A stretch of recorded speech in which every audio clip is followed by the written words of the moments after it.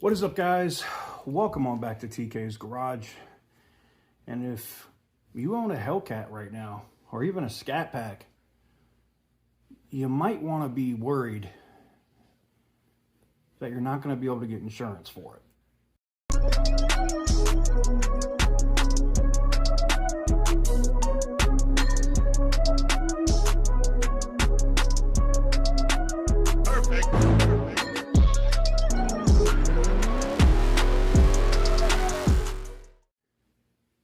What is up, guys? Welcome on back to TK's Garage. And yeah, this is shocking news. I have a subscriber that sent me an email that they got from State Farm. And this is in Michigan. He lives just outside of Detroit. And it's not just him. I got one later last week as well from a subscriber from the Atlanta area. And one more from a subscriber that lives in Fontana, California. All three of them have State Farm. All three of them have been told to find other insurance companies because they're no longer insuring Hellcats, ScatPacks, even RTs.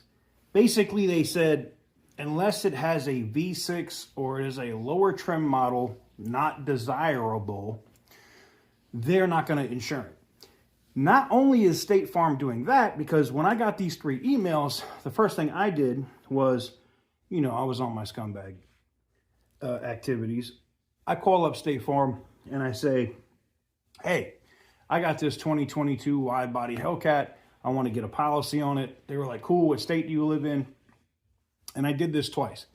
I was like, first I said Florida. I wanted to see what they said. Then I said California. Those were the two states that I gave them. And lo and behold, they said in Florida, unless you live north of Orlando, basically they were saying unless you're in North Florida, you can't get a policy with State Farm on one of these vehicles. If you live in California, anywhere in the state, they're not adding new customers depending on actual ACV, basically actual cash value of the vehicle. Now, I don't know what this is. I've heard the rumors, shout out to Dan over at iAllegedly. I've heard the rumors of State Farm not having enough money to pay out claims.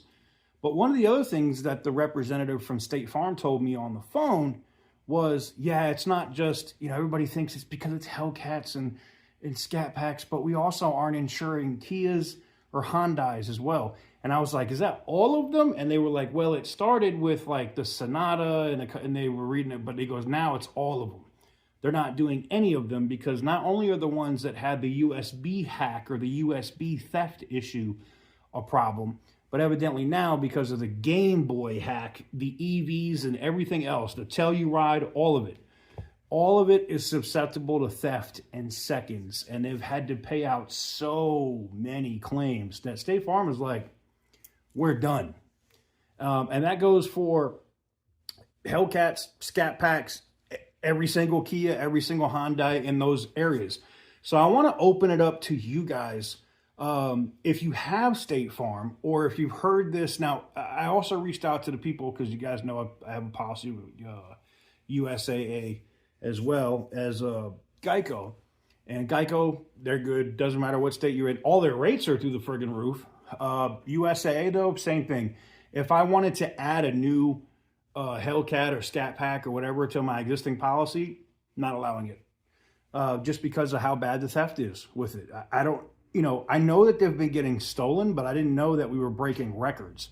According to State Farm, they paid out more claims in 2023 for Mopar theft than any year on record before that.